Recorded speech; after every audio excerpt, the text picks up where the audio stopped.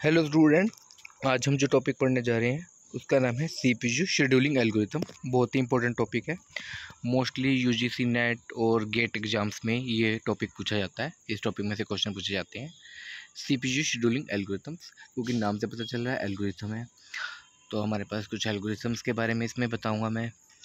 तो और अलग अलग एल्गोरिथम्स के लिए मेरे पास अलग अलग वीडियोज़ हैं, तो आप सारे वीडियोज़ कम से कम देखिए। जितने भी वीडियोज़ हैं उन सभी को आप देखिए। तो हर एक वीडियो में मैं किसी न किसी एल्गोरिथम के बारे में बताऊंगा। तो सीपीयू शेड्यूलिंग एल्गोरिथम्स हैं ये। और आगे का टॉपिक स्टार्ट करने से पहले आपसे एक रिक्वेस्ट है कि मेरे चैनल को सब्सक्राइब कीजिए, अपने फ्रेंड्स को बोलिए कि वो भी सब्सक्राइब करेंगे, शेयर कीजिए मेरे चैनल को और मेरे वीडियोस को लाइक कीजिए, मेरे वीडियोस को शेयर कीजिए। आपका बहुत बहुत धन्यवाद। अगर आपका प्यार मिलता रहे तो मैं आपके लिए अच्छे अच्छे वीडियोस बनाता रहूँगा। तो अब स्टार्ट करते हैं सीपीयू शेड्यूलिंग एल्गोरिथम। यहाँ पे मैं आपको एक इंट्रोडक्शन देने जा रहा हूँ कि सीपीयू शेड्यूलिंग एल्गोरिथम में होता क्या है। तो sir, CPU scheduling algorithm is an algorithm which is use to assign system resources to processes in a computing system. तो सीपीयू शेड्यूलिंग एल्गोरिथम एक एल्गोरिथम है जो कि सिस्टम रिसोर्सेज को प्रोसेसेस को एलोकेट करने के लिए यूज़ किया जाता है, क्योंकि प्रोसेसेस जब चलेंगे तो उन्हें सिस्टम रिसोर्सेज भी चाहिए। इवन सीपीयू भी एलोकेट होना चाहिए। अगर कोई सी प्रोसेस को चलना है तो उसको सीपीयू बहुत ज़रूरी है एलोकेट होना। अगर सीपीयू एलोकेट नहीं होगा तो प्रोसेस आपका चलेगा नहीं। इसके अलावा और भी कुछ रिसोर्सेज हो सकते हैं, मेमोरी हो सकती है, कुछ हो सकता है। अगर वो सब उस आपके प्रोसेसेस को एलोकेट नहीं होंगे तो आपका प्रोसेस चलेगा ही नहीं। तो वो एलोकेट होना बहुत ज़रूरी है। तो सीपीयू शेड्यूलिंग एल्गोरिथम ये काम करती है आपके लिए। Second, the CPU scheduling algorithms manage which process will use A given resource at A time. इसके साथ साथ सीपीयू शेड्यूलिंग एल्गोरिथम ये भी मैनेज करती है कि किस प्रोसेस को किसी रिसोर्स की कब ज़रूरत है, किस टाइम पे ज़रूरत है, वो भी ये डिसाइड करती है। तीसरा, the focus of such algorithms is to maximise CPU resource uses. हमें सीपीयू की रिसोर्सेज यूजेस को बढ़ाना है ताकि मैक्सिमम हम सीपीयू यूज़ कर सकें, और minimise waiting time for each process. और हर एक प्रोसेस के लिए जो वेटिंग टाइम है वो कम लगना चाहिए, क्योंकि वेटिंग टाइम एक ऐसा टाइम होता है जिसमें आपका प्रोसेस एग्जीक्यूट नहीं हो रहा होता और वो फालतू का टाइम होता है। उस स्पेयर टाइम को हमें ख़त्म करना है ताकि एक कम टाइम में हमें रिजल्ट मिल सके। Next is the different CPU algorithms are. CPU के लिए हमारे पास कौन सी एल्गोरिथम्स हैं वो हम यहाँ पे पढ़ रहे हैं। फर्स्ट कम फर्स्ट सर्व, जिसको हम FCFS बोल सकते हैं, और कई बार हम इसको फीफो भी बोल देते हैं। FCFS और FIFO, first in first out. Second is shortest job first. Third is shortest remaining time first, round robin scheduling and priority scheduling. तो स्टूडेंट, थोड़ा थोड़ा मैं इंट्रोडक्शन अभी आपको दे देता हूँ यहाँ पे, बाकी हम आगे भी पढ़ेंगे। फर्स्ट है जैसे फर्स्ट कम फर्स्ट सर्व, मतलब जो प्रोसेस पहले आया वो प्रोसेस पूरा एग्जीक्यूट होगा ही होगा। ठीक है, जब तक वो प्रोसेस प्रीएम्प्टिव नहीं होगा, नॉन प्रीएम्प्टिव होगा। नॉन प्रीएम्प्टिव का मतलब यही है कि जब प्रोसेस को सीपीयू एलोकेट हो गया तो वो प्रोसेस पूरा एग्जीक्यूट होने के बाद ही नेक्स्ट प्रोसेस के लिए सीपीयू एलोकेट होगा। Second is shortest job first, मतलब जिस जॉब का एग्जीक्यूशन टाइम सबसे कम है वो सबसे पहले एग्जीक्यूट होगी, फिर उसके बाद वाले एग्जीक्यूट होगी, फिर उसके बाद। तो ये भी एक नॉन प्रीएम्प्टिव एल्गोरिथम है। ठीक है, जबकि शॉर्टेस्ट रिमेनिंग टाइम फर्स्ट आप कह सकते हो कि शॉर्टेस्ट जॉब फर्स्ट का प्रीएम्प्टिव वर्जन है। जो थर्ड है ना, शॉर्टेस्ट रिमेनिंग टाइम फर्स्ट, ये शॉर्टेस्ट जॉब फर्स्ट का प्रीएम्प्टिव वर्जन है। इसमें अगर एक जॉब आपकी एग्जीक्यूट हो रही है, एक प्रोसेस आपका एग्जीक्यूट हो रहा है, इसी बीच एक नया प्रोसेस आपका रेडी क्यू में आ जाता है, जो कि आपको लगता है कि जिसका बस टाइम कम है, मतलब एग्जीक्यूशन टाइम कम है, तो वो प्रोसेस पहले एग्जीक्यूट होगा और जो करंट प्रोसेस होगा उस टाइम पे प्रीएम्प्ट हो जाएगा। राउंड रॉबिन शेड्यूलिंग, इसको हम कई बार शॉर्ट फॉर्म में RR शेड्यूलिंग भी बोल देते हैं और टाइम शेयरिंग शेड्यूलिंग बोल देते हैं। आजकल मोस्टली विंडोज़ में टाइम शेयरिंग सिस्टम का यूज़ होता है। तो टाइम शेयरिंग शेड्यूलिंग के लिए आपका राउंड रॉबिन शेड्यूलिंग है। Priority scheduling, priority based scheduling है। जिस प्रोसेस की प्रायोरिटी हाईएस्ट होगी वो सबसे पहले एग्जीक्यूट होगा, जिसकी लोएस्ट प्रायोरिटी होगी वो बाद में एग्जीक्यूट होगा। ठीक है, आगे चलते हैं, इसके बारे में आगे पढ़ेंगे हम। Objectives of CPU scheduling. CPU scheduling का ऑब्जेक्टिव्स क्या क्या हैं? फर्स्ट ऑब्जेक्टिव है मैक्सिमम सीपीयू यूटिलाइजेशन, सीपीयू का मैक्सिमम यूटिलाइजेशन करना। Fair allocation of CPU, CPU किस प्रोसेस को एलोकेट होना चाहिए, किस टाइम पे एलोकेट होना चाहिए, उसका एक फेयर एलोकेशन होनी चाहिए। मैक्सिमम थ्रूपुट, थ्रूपुट का मतलब स्टूडेंट यही होता है कि नंबर ऑफ प्रोसेसिंग एग्जीक्यूटिंग पर सेकंड, प्रोसेसेस एग्जीक्यूटिंग पर सेकंड, मतलब एक सेकंड में कितने प्रोसेस आपके एग्जीक्यूट हो रहे हैं, उसको थ्रूपुट बोलते हैं। जैसे मैं कहता हूँ कि एक सेकंड में 4 प्रोसेस एग्जीक्यूट हो गए, और एक दूसरा प्रोसेसर है जो एक सेकंड में 5 प्रोसेस को एग्जीक्यूट कर रहा है, तो जो एक सेकंड में 5 प्रोसेस को एग्जीक्यूट कर रहा है उसकी जो वो ज़्यादा एफिशिएंट है, और जिसमें 4 प्रोसेस ही एग्जीक्यूट हुए एक सेकंड में उसकी एफिशिएंसी कम है। तो थ्रूपुट, उसकी थ्रूपुट का मतलब यही हो गया कि number of processes done per unit time. तो यहाँ पे इसको भी मैक्सिमाइज करना है, थ्रूपुट तो मैक्सिमम होनी चाहिए, तभी मज़ा, तभी मतलब मज़ा आएगा कि प्रोसेस आपके जल्दी जल्दी एग्जीक्यूट होंगे। Minimum turn around time, turn around time का मतलब होता है किसी भी प्रोसेस को कंप्लीट करने में टाइम लगता है, जो मतलब एक उसका स्टार्टिंग टाइम जिसे हम अराइवल टाइम बोलते हैं, जब एक प्रोसेस रेडी क्यू में आता है, और जब वो प्रोसेस कंप्लीट होता है, तो उसके अराइवल टाइम से लेके उसकी कंप्लीशन तक का टाइम जो हमारे पास होता है उसे हम टर्न अराउंड टाइम बोलते हैं। ठीक है, तो यहाँ पे यही लिखा हुआ है time taken to finish execution, किसी भी एग्जीक्यूशन को फिनिश करने में जो टाइम लगता है उसको हम टर्न अराउंड टाइम बोलते हैं, और ये मिनिमम रखना चाहिए हमें, मतलब एग्जीक्यूशन टाइम आपका मिनिमम होना चाहिए, कम से कम टाइम में आप वो कंप्लीट हो जाना चाहिए। नेक्स्ट है मिनिमम वेटिंग टाइम, ये भी कम होना चाहिए। वेटिंग टाइम तो फालतू का टाइम होता है, इसमें कोई आपका प्रोसेस एग्जीक्यूट थोड़ी और होता है, तो इसे फालतू का टाइम होता है, तो इसको भी हमें मिनिमम करना है। ये भी इसका मकसद होता है CPU शेड्यूलिंग एल्गोरिथम का। तो इसमें क्या लिखा हुआ है, time for which processes waits in ready queue, मतलब जिस जिस टाइम पे आपके जो प्रोसेसेस है वो रेडी क्यू में वेट कर रहे होते हैं, वो आपका वेटिंग टाइम होता है, और ये भी मिनिमाइज होना चाहिए। Next is minimum response time, ये वो टाइम होता है जब एक प्रोसेस को अपना पहला रिस्पॉन्स मिलता है, एक प्रोसेस पहली बार एग्जीक्यूट होता है, पहली बार उसे रिसोर्सेज एलोकेट होते हैं, तो वो उसका रिस्पॉन्स टाइम होता है, तो ये भी मिनिमम होना चाहिए।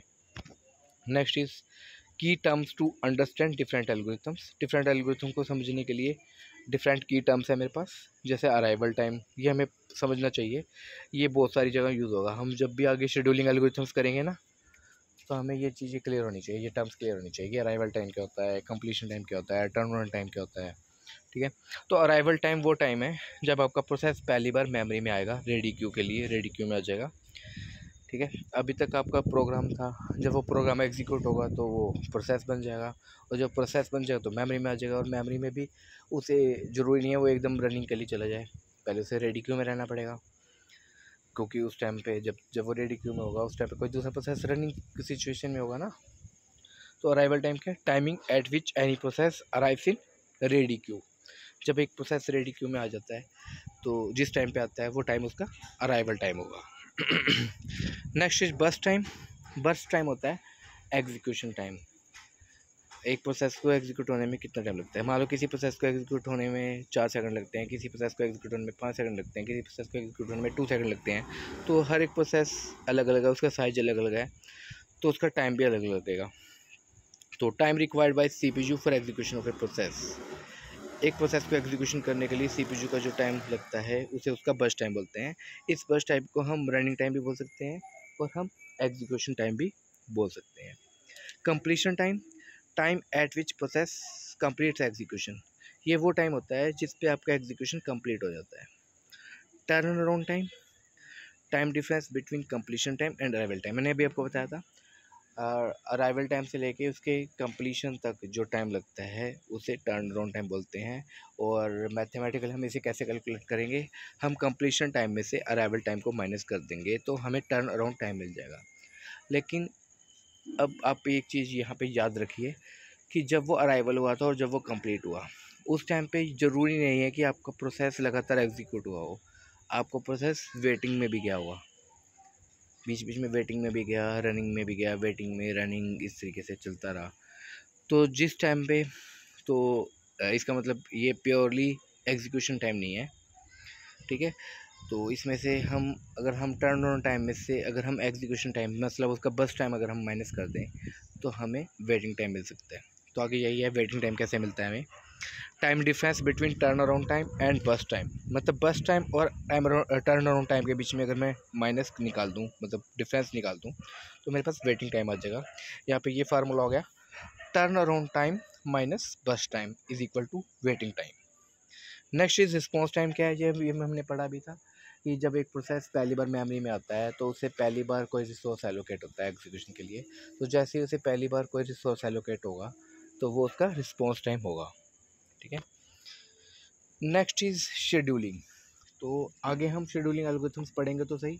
हमने अभी 5 शेड्यूलिंग अभी हमने कुछ शेड्यूलिंग एल्गोरिथम्स देखी थी, जैसे फर्स्ट कम फर्स्ट सर्व देखी थी, शॉर्टेस्ट जॉब फर्स्ट देखी थी, shortest remaining time first scheduling देखी थी, प्रायोरिटी शेड्यूलिंग देखी थी, हमने राउंड रॉबिन शेड्यूलिंग देखी थी। तो ये सारी शेड्यूलिंग डिवाइड की हुई हैं सिर्फ 2 शेड्यूलिंग्स में, प्रीएम्प्टिव शेड्यूलिंग या नॉन प्रीएम्प्टिव शेड्यूलिंग में। कुछ मेरी एल्गोरिथम्स नॉन प्रीएम्प्टिव हैं और कुछ मेरी एल्गोरिथम्स प्रीएम्प्टिव शेड्यूलिंग्स हैं। तो दोनों में डिफरेंस क्या है वो हम देख लेते हैं, ये मैं पढ़ लेता हूँ। इट इज़ प्रीएम्प्टिव शेड्यूलिंग के बारे में लिखा हुआ है, it is used if there is a process switching from running state to ready state और from ready state to waiting state. मतलब जब आपको प्रोसेस रेडी स्टेट से रनिंग स्टेट में आता है, या रनिंग स्टेट से रेडी स्टेट में जाता है, या रनिंग स्टेट से वेटिंग स्टेट में जाता है, तो वहाँ पे आपकी प्रीएम्प्टिव शेड्यूलिंग होती है। सिंपल सा मतलब है, आपके 2 प्रोसेस हैं, एक प्रोसेस इस टाइम पे एग्जीक्यूट हो रहा है, लेकिन जैसे ही वो प्रोसेस एग्जीक्यूट हो रहा है एक नया प्रोसेस मान लो आपका उस टाइम पे रेडी क्यू में आ जाता है, और बाय चांस जो नया प्रोसेस रेडी क्यू में आता है उसकी प्रायोरिटी मान लो पहले वाले से ज़्यादा है, हाईएस्ट प्रायोरिटी है, तो क्या होगा उस केस में पहले वाले से रिसोर्सेज डी एलोकेट हो जाएंगे और वो उस नए प्रोसेस को जो हाईएस्ट प्रायोरिटी का प्रोसेस है उसको एलोकेट हो जाएंगे और वो एग्जीक्यूट करेगा। इस टाइम पे जो आपका पहले वाला प्रोसेस था वो प्रीएम्प्ट कर जाएगा। ठीक है। तो क्या लिखा हुआ है इसके बारे में, फर्स्ट पॉइंट है resources allocated to process are for a limited time. इसमें प्रीएम्प्टिव शेड्यूलिंग में यही है कि एक लिमिटेड टाइम के लिए ही प्रोसेस को रिसोर्सेज एलोकेट होते हैं, तो उस टाइम कंप्लीट होने के बाद वो डी एलोकेट भी हो सकते हैं। Process can be interrupted in between, आपको प्रोसेस बीच में इंटरप्ट हो सकता है, जबकि नॉन प्रीएम्प्टिव शेड्यूलिंग में प्रोसेस आपका बीच में इंटरप्ट नहीं होगा, वो पूरा एग्जीक्यूट होगा। जब वो टर्मिनेट हो जाएगा उसके बाद ही नया प्रोसेस एग्जीक्यूट होगा, लेकिन यहाँ पे आपका एक प्रोसेस बीच में इंटरप्ट कर सकता है। In case high priority process arrives, low priority process में स्टॉप। जब हाई प्रायोरिटी वाला प्रोसेस अराइव करता है तो लो प्रायोरिटी वाले प्रोसेस उस टाइम पे स्टॉप कर जाएंगे। It is flexible nature, flexible है, फ्लेक्सिबिलिटी इसलिए बोला गया है क्योंकि कोई भी प्रोसेस कभी भी एग्जीक्यूट हो सकता है, डिपेंड करता है किसकी प्रायोरिटी क्या है। ठीक है। जबकि नॉन प्रीएम्प्टिव शेड्यूलिंग का के बारे में क्या है, it is used if any process terminates और there is process switching from running to waiting state. जब तो या तो कोई प्रोसेस आपका टर्मिनेट हो जाए या वो स्विच कर जाए रनिंग स्टेट से वेटिंग स्टेट में, तब आपका जो शेड्यूलिंग होगी वो नॉन प्रीएम्प्टिव शेड्यूलिंग होगी। इसके पॉइंट्स पढ़ते हैं। Resources allocated to a process are hold until it terminates और it switches to waiting state. जब तक आपका प्रोसेस वेटिंग स्टेट में नहीं जाता या टर्मिनेट नहीं होता तब तक उसको रिसोर्सेज एलोकेट रहेंगे। Second point, process can't be interrupted in between. इसमें प्रोसेस आपका इंटरप्ट नहीं होगा, पूरा का पूरा एग्जीक्यूट होगा, आफ्टर टर्मिनेशन ही नया प्रोसेस आपका एग्जीक्यूट होगा।